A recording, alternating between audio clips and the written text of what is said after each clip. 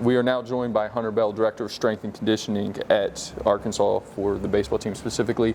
First question I want to get into is kind of give me your overall philosophy on strength and conditioning within the sport of baseball. Yeah. So really, when I think about training and I kind of dive into where my mind goes, what my thought processes are, where I stem my knowledge from.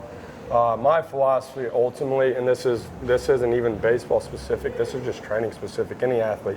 Ultimately, I train an athlete first. That's what I do. I want to develop athletes. So everything that goes on in the X's and O's, all the programming, that's what it's built to create. It's built to create a better athlete and a more capable athlete. So my philosophy essentially is creating the best athlete possible. That creates transfer, training that creates transfer to the field and mitigates as much injury risk as possible. So when we really get into like the X's and O's, it's the best ability is going to be an athlete's availability first and foremost, right? How well can we keep an athlete on the field when an athlete does get banged up, because it's going to happen? How quickly can we get them back on the field? So availability is our most important ability, because if you're on the bench, man, you're not able to help yourself.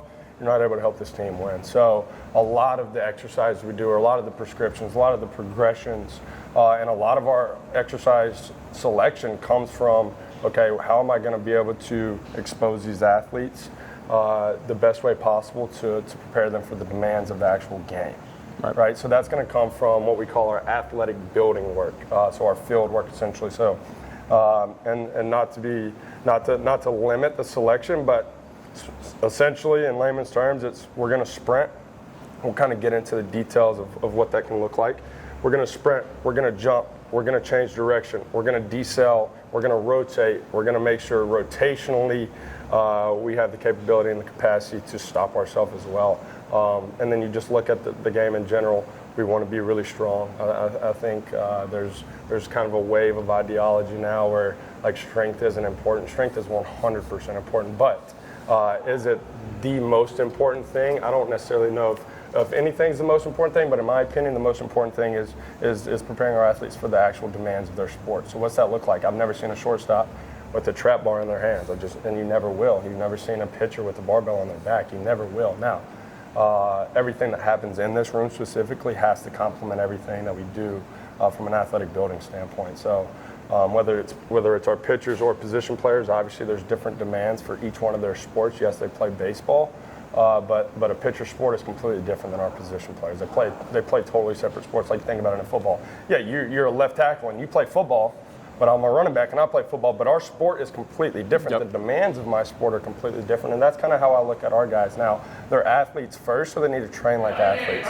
So when I'm going into training our pitchers, I'm training an athlete. I'm training their nervous system. I want them to be able to express force and handle forces and display velocities in all range of motion. So if I felt like if people were dumb enough to give me an encyclopedia or a dictionary to be able to write a definition out, my definition of athleticism would be an athlete that can handle the space around them and express speed and power within it. Right. So when going into really deep diving into the meat and potatoes of our program, it's exactly that. Let's put our athletes in positions that are going to challenge them, that can make them look silly, that can make them look stupid in our warm-ups. I want to kind of make you, I want to challenge you. I want to give you movement challenges. I want to do all those things. And ultimately, I'm trying to expose you to the space around you and make you as aware as possible of your body.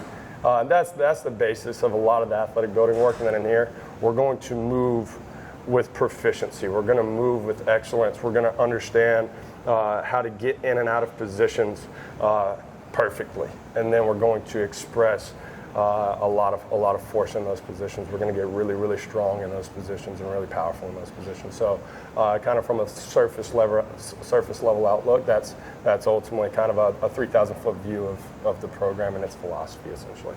So then with the availability and with the, specific to their position that you're mentioning there, how much communication is there for you with position coaches and athletic training staff to make sure everybody's on the same page and they're kind of getting exactly what they need for both staying healthy or recovering and also, to perform their movements on the field 100%. At a high level? 100%. So yeah, And I think that's one thing that, like at Arkansas, we have an outstanding ability to be able to, we're all in the same building.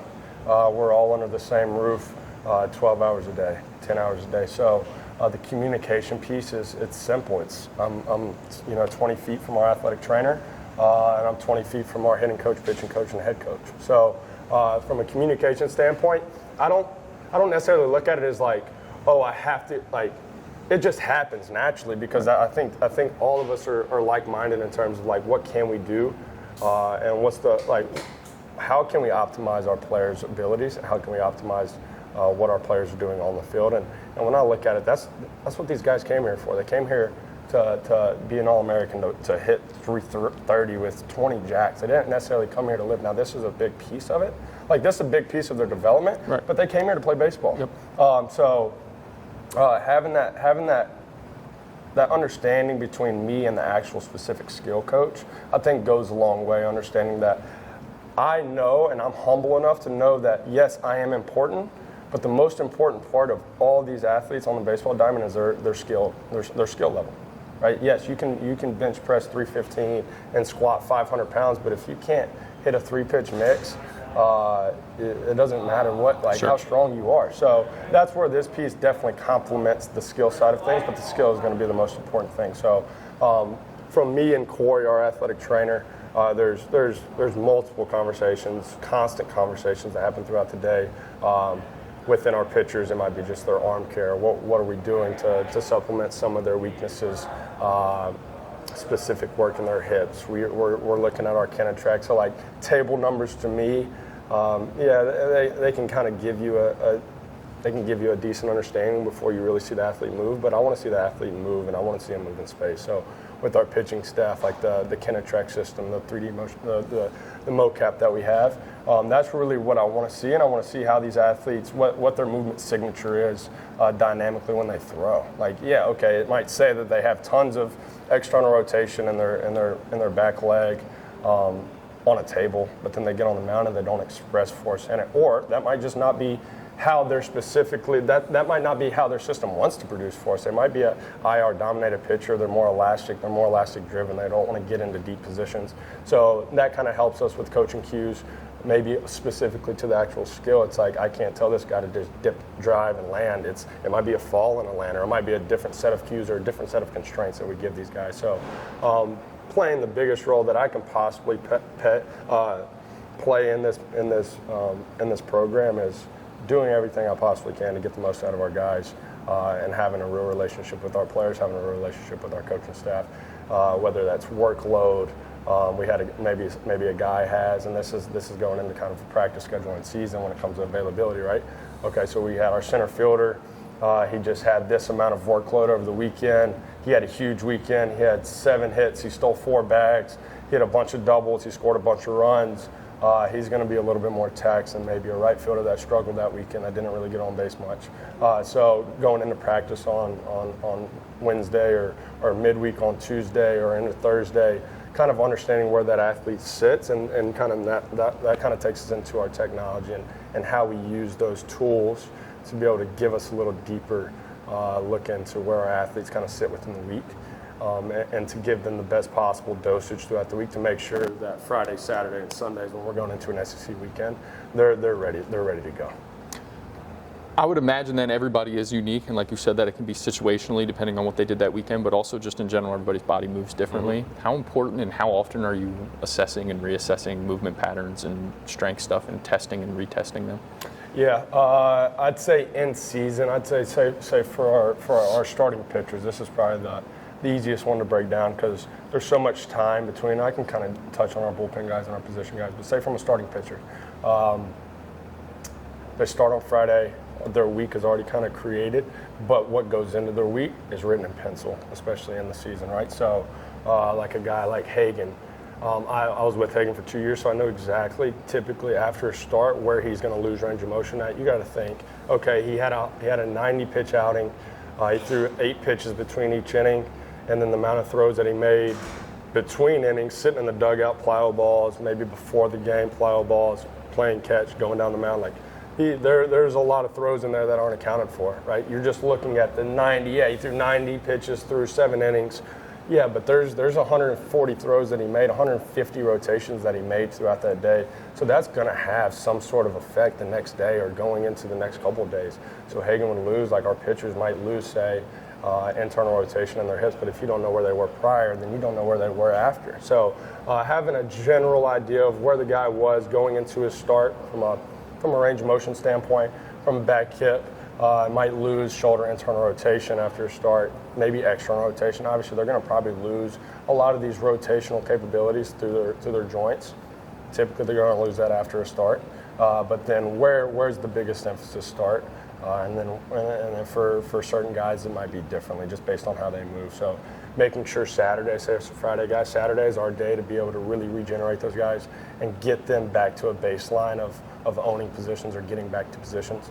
So going in throughout the week into their bullpen, into their high training sessions, they're prepared to throw again. They're prepared, and not that they're fragile and they wouldn't be able to throw, but again, we're looking at the most optimal situation possible that we can put our guys in. So looking at all these different derivatives and different things just helps us keep a better eye on our guys. And even doing all that, guys still get hurt. So it's like we're trying to do our best to keep our guys on the field. But man, if I knew how to keep somebody 100% from getting hurt, you've heard this, but I would know when it would happen also. Right. And if I had those answers, man, I don't know if I'd probably be making a lot more money somewhere else. So we try to do our best, and it's not just me, man. It's everybody in this building. When it comes to Coach Haas, our pitchers, when it comes to Corey, it's a collective effort, and we're making sure that our guys are on our minds throughout the week, even in the off season, in the fall season, in the spring season, to make sure when it comes June, our guys are still guys. You know, so. That's from an individual standpoint, and then even going into programming. So like you think about our infielders, you think about our middle infielders compared to a left fielder, and this is kind of an easy way of thinking about. Okay, yes, they play baseball, but their on-field demands are different, right? Rotationally, swinging a bat, they're similar. They might have different swings or whatever, but defensively is where the demands comes in. So our shortstop, okay, so in January when our guys come back, our middle infielders are going to get about 30 to 40 decelerations a day, up to 60 decelerations a day, and that's typically going to be out of a 2 to 4 step acceleration, right? And that's going to be out of lateral positions, double leg positions, and split stance positions. Okay, so they're going to have to be prepared for that demand. Like it's going to happen. It's going to happen, whether we like it or not. So my off-season plan has to have that in mind, and then I have to work backwards from it to build volumes and intensities to be able to ultimately prepare our guy for that actual demand. Is that the only demand? No. Okay, but that's just trying to put it in an understandable or digestible way. And then our left fielders. So think about this. All right, we're in the first base dugout. Our guys jog onto the field, jog on and off the field. You're jogging on and off the field 18 times through a full game. Right? Say they make it, just say 100 yards for the math. That's 1,800 total yards at 70-ish%, and that's just going on and off the field. That's not even running bases. That's not going to get balls in the gap. That's not even high-intensity efforts that we're talking about. That's just going on and off the field. So our guys are going to have to be prepared for that as well. So our left fielder is going to have more on-field or on-foot volumes to be able to be prepared for the on-foot volumes that he's going to get in practice in a game from a longer distance standpoint, from higher velocity standpoint, where our middle infielders are going to have maybe a little bit more of a deceleration component to their off-season, understanding that's going to be a huge demand for them defensively. So when we talk about like the specifics, is it groundbreaking? No, it's just looking at the game, reverse engineering, understanding it, and then building backwards, and then hopefully and ultimately making sure that they're prepared for what they're going to get in the spring. So that's kind of where the off-season starts for us, and that's how we build into our off-season.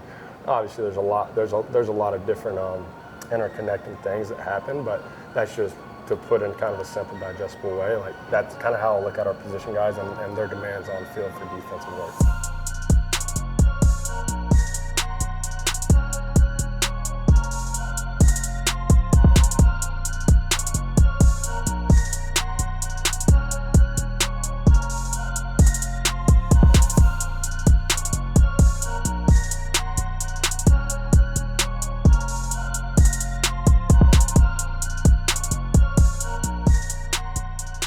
mentioned in your first answer talking about building guys rotationally, and you've also mentioned the decel of it, but is it more important for baseball players to rotate fast, rotate powerfully? Is it kind of both? And what are some of the ways that you can go about training those types of things? I mean, you kind of, what you just did is you said two different sides of rotation, right? So you look at some of our pitchers, and you can even go look at like pitchers throw. Like you go just pick up some big league tape, go look on YouTube, and you're going to see guys that throw the same velocity, and they throw it. They use completely different movements and ranges of motion, right? So what that tells me, and we can kind of look at it on our force plates, but just looking at guys move, like I can look at a guy jump and his jump profile or his jump signature, his movement signature, essentially. Some guys are going to want to be an elastic-driven, whippy athlete. That's how they're created. That's how their anatomy is built, and that's how they want to produce force, right? So those guys want to rotate with more high velocity. They want to rotate with elastic capabilities. They want to whip. They're like a whip, where they're more like a cheetah, essentially. Like they're bouncy. That's how they want to produce force, and they want to create it through tall ranges of motion. Or you look at a guy like we have on our team this year, Gabe Gackle. That's an extreme case. He gets so deep into his back hip, he has to come out of the game. So people that are watching, when you see Gabe Gackle come out of the game and you're panicking because you think he's hurt, no, he just ripped his shoelace on his back leg, on his back foot. He ripped it off because when he gets down the mound, he gets so deep into his block leg and his back leg, essentially, and his move, that his shoelaces are on the dirt. So like, he likes to use force. He wants to use more muscular force. He wants to use more power, essentially, right? He's a big, burly guy, strong as shit, and he wants to be able to use that power down the mound. Where a guy, for instance, we had a guy a couple years ago, Jake Faraday. He's 190 pounds. He's 6'3". When he jumps, he goes about 3 inches down, and he can jump a 40-inch vertical. Where Hagen or Gackler or Christian Fouch, guys that we've had in the past that also throw 100, when they jump, they're going 15 inches down into their jump, and they're still jumping the same height, right? So that you look at that and you can profile guys. That's kind of what I'm getting to. Some guys they feed. That's their superpower, essentially. Their superpower is to be a little bit more elastic, to be a little bit more whippy. Where other guys, their superpower is to get deep into positions, use their muscles, use their strength a little bit more. Where other guys rely on a little bit more speed type qualities. So that we can profile guys that way, and we can individualize a little bit of their work that way. Or really, yes, we can individualize it, but I think when it comes more to coaching them or placing constraints on them to clean up their move, you know where not to go with them, right? Because if I try to make Jake Faraday a big, strong, burly guy, try to make him get deeper into positions and kind of throw off what he does really well, that might take away from his superpower, right? So understanding what their superpower is, that's their ceiling. So I can drive that quality up because that's what they want. Now, driving the floor up is what they're not great at. So yes, making Faraday stronger, putting some weight on him, putting some muscle on him. What we saw was his top end really didn't go up. He was still throwing 100, but he was able to control his body in space better. And I think that's what it comes back to, like our athletic building works like for our pitchers. The way we jump, the way we move, I treat them like athletes. I train them like athletes. And I do that for the sense of like, they're not going to do that on the field. That's not a demand. Or shortstops, yes, they're going to do these things. They're going to be spinning. They're going to be flowing. They're going to be changing direction. They're going to be stopping. They're going to be jumping. They're going to be doing all these athletic things. Our pitchers aren't necessarily going to be. That's not a demand for them, right? But I think from a general aspect, everything is general. Like a squat is general, like we talked about earlier. You're never going to see a pitcher with a barbell on their back. So it's general. The only thing specific to our pitchers is throwing a baseball down the mound, or throwing a baseball in general. That's specific to their sport. That's specificity. So everything outside of that is a general means of training, general athletic qualities. So if I can make our athletes more athletic, more capable, if I can make them faster, if I can make them jump a little higher, if I can just give them more subjective awareness of the space around them, their nervous system becomes more plastic.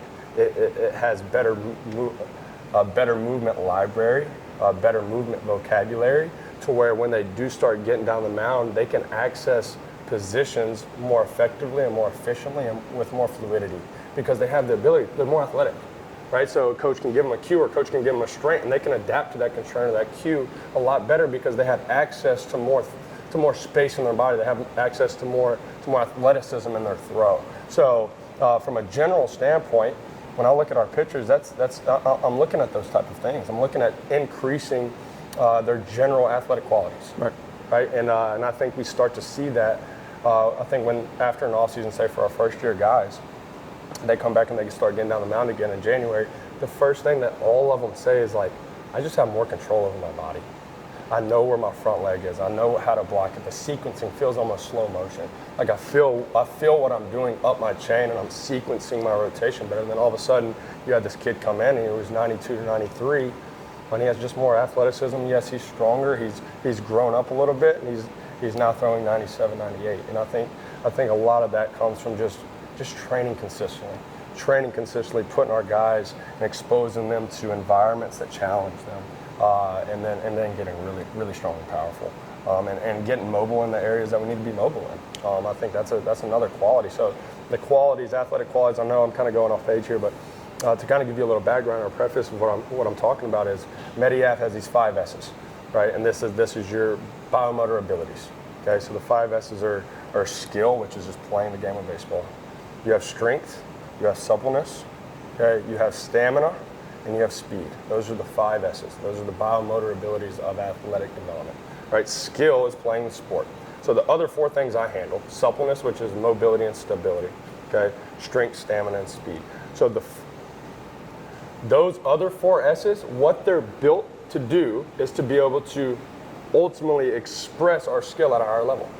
So the speed that we go into, the strength that we go into, the stamina work that we go into, the suppleness work that we go into, those are all there to create a better product for skill. I'm trying to elevate the quality of skill with those 4 other qualities. And if that doesn't happen, I don't think we're using the right means, we're not using the right methods, or I'm not coaching my program the way it should be coached. So when we do see progress, I think that's where ultimately, that's where buy-in typically happens. It's like, yes, it's a human level connection, it's a human relationship. But at the end of the day, if they're not necessarily seeing results, it's tough to buy into. That's just human nature. When they do see their fastball jump 4 miles an hour over a year, pretty easy to buy into what you've been doing, and you want to continue to do it. Yep. Right? So, yeah, that's kind of a rant. I don't even know what I talked about, honestly. But, yeah. Is there when you break down the calendar of the year, are there times where you're focusing on, hey, this is when we're building the strength, we're really hammering the strength, and this is the time when we're building some of that athleticism, or is it throughout the year and there isn't really maybe in season there's a little bit of a different way to go about it, but are you always constantly focusing on those things, or do you really segment it? No, yeah. So we do have tiers of our program. And when I say tiers, there's a foundation plus, and there's an advanced. So what we're doing within those, and this is kind of an overview, and then we'll kind of touch on like times of the year, and then kind of what we chase throughout them and why it's important. But throughout the 3 tiers of the program, it's just a way to progress throughout our development. Right, the foundation program is set for movement patterning. It's set for movement competency. It's laying a foundation for our guys when they come in here as freshmen to be able to build off of going into the next 2 to 3 years. Right, so our foundation program is movement-based, very submaximal loads, learning how to control your movement, your body, and understanding what your body's capable of doing, and being really coachable throughout that program. That's kind of a initiation into Arkansas baseball. It's how I want things to be done, and it's going to be done the way I want it to be done. Bottom line. And you're going to be coached hard. You're going to be coached, and you're going to have to be coachable. And if you're not coachable, me and you are going to have some issues until you are coachable. So our foundation program is there to kind of set the tone and set the culture essentially for what's to come. And then from athletic building standpoint, as you go into like our Foundation Plus stage, that's where, okay, I'm moving really, really well. I understand the squat. I understand the 5 basic movement patterns. I understand the hands. And then you can start to dive into loading them up maximally and expressing some maximal strength. Because essentially, if I want them to be really powerful, I want them to be fast. From a power standpoint, power isn't a quality. Power is the sum of an equation.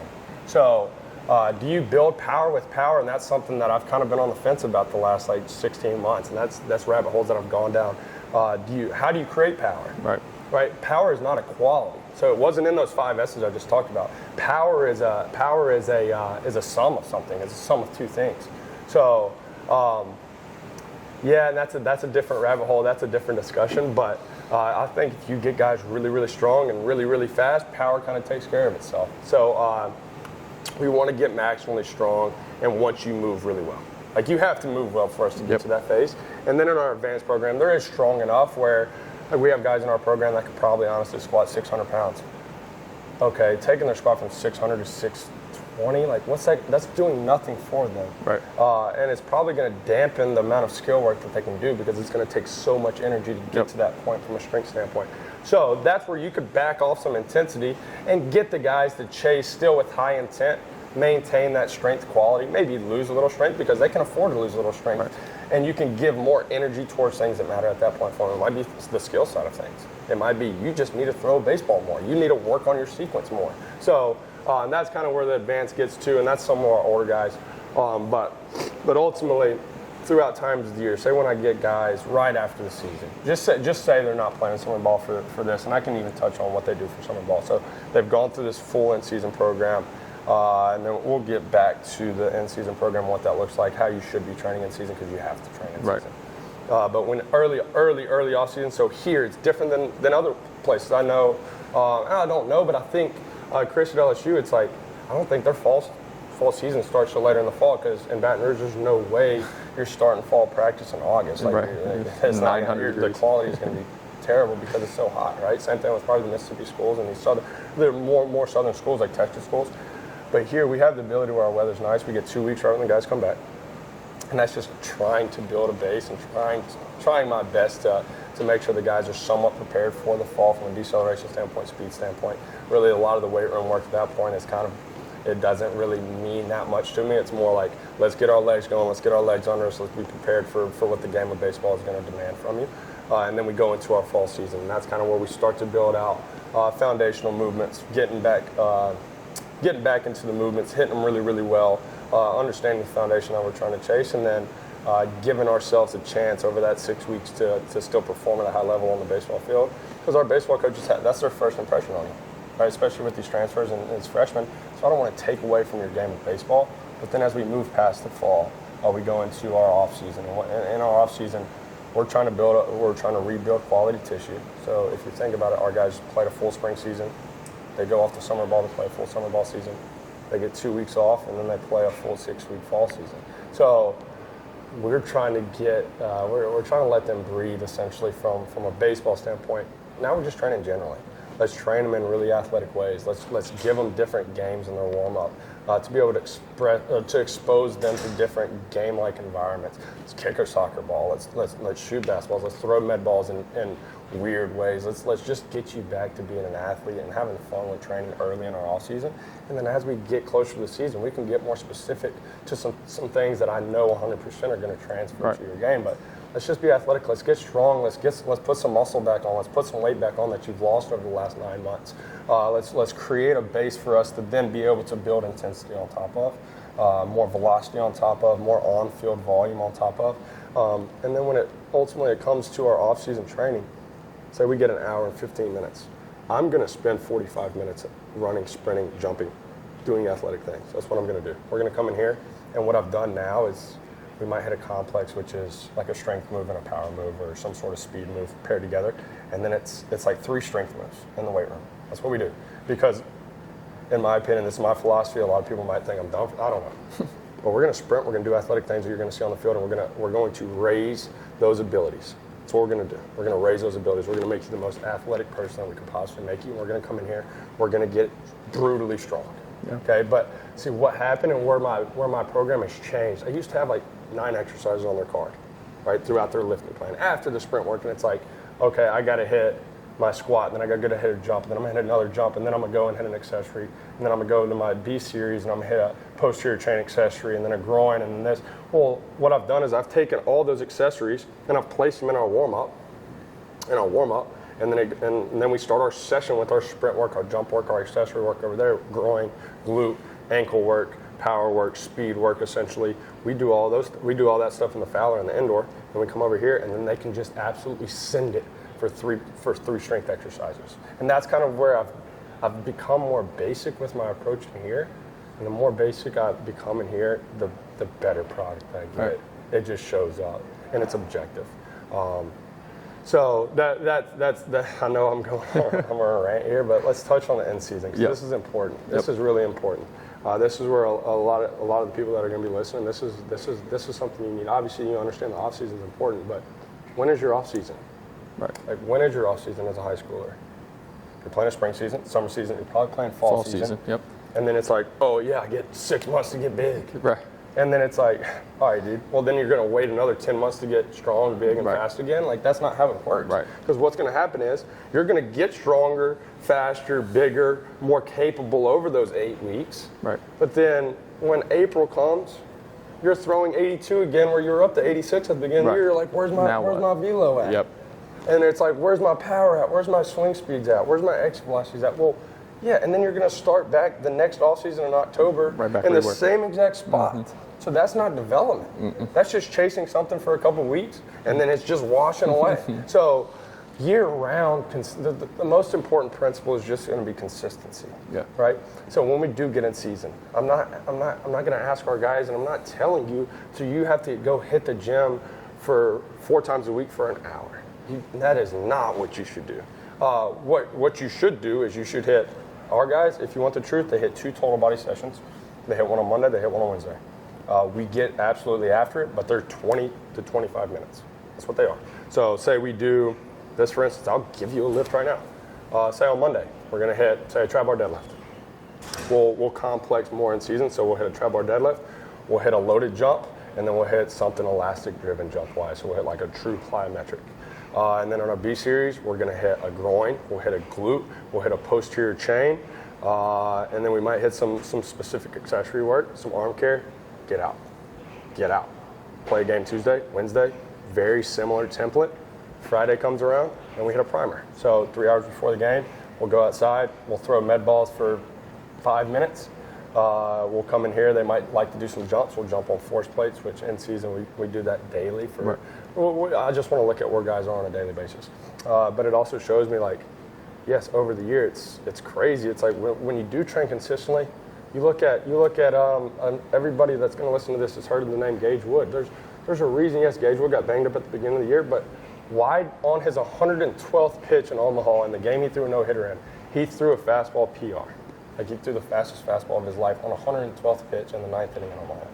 Right? Because he was able to maintain the qualities that he had been gaining over the last 3 years, and he's consistently built on those to where when it's the most important time to perform, he was able to do it. He was physically capable of doing that. Right? Where Vahiva Aloy is hitting his fastest sprint speeds of the year in Omaha. Right? Before we go to Omaha, we're jumping on force plates and guys are hitting PRs. That has a lot to do with what they did building up into the season. Right. And throughout the season. Right. So it's not like you have to go smash and kill yourself in season, but you've got to continue to train and at least maintain the qualities that you built through the off season. And then everything is in season now. Right. So it's like summer ball, you still got to be able to train. Yep. So again, I think as strength conditioning coaches, especially in the game of baseball, you've got to be able to program for the in-season period. That's just that's 10 months out of the year. Yes. So less is always going to be more. That's a main principle I stick by, especially in the weight room. If you have intent behind what you're doing, and you are 100% locked in on the task that you have to do, you don't need 6 sets of 5. Right. You don't need all this volume. I can get more, and some our guys can get a better training session in with 3x2 at 75% to 80% on a trap bar deadlift than somebody doing a 4x5 and just kind of half-assing it through the training session. If you're getting after it and you are locked in and you are as intentional as you can be, you don't need the extra volume. Right. The extra volume is honestly, it's just fluff, and it puts you in a deeper position to recover from. Right. So 10 months out of the year, our guys don't train with tons of volume. There's volume within some accessory work, some groin work or some arm work for some size, or maybe some extra push-ups or some volume, but the strength work it's low volume. It's 4 sets, it's 3 sets of 3, it's 3 sets of 4, it's 3 sets of 2, it's 4 sets of 1. So it's low volume done at high with high intention. Yep. And high intensity. Yep. Right? So that's kind of the blueprint of training. Really now, training the baseball player for 10 months out of the year, and then these last 6 weeks we've been able to get after it, right? And I think that's something awesome that Coach Van Horn has done, and he's done for a while now. We do fall ball early, 6 weeks, boom, and then we're in the weight room for about 7 to 8 weeks to go into our off season.